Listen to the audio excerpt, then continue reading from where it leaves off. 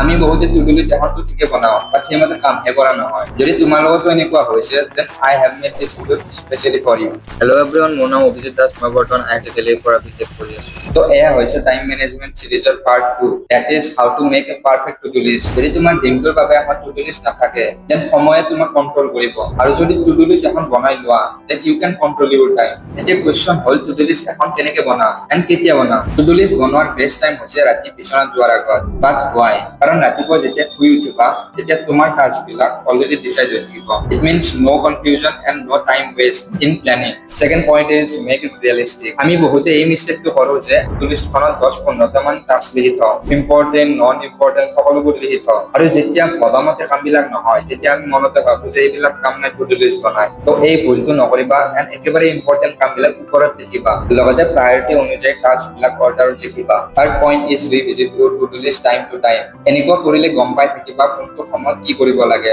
and easily ডিস্ট্ৰেক্ট নোহোৱা যদি ভিডিঅ'টো ভাল লাগিছে then do like share and comment next part will be on distraction so stay tuned for that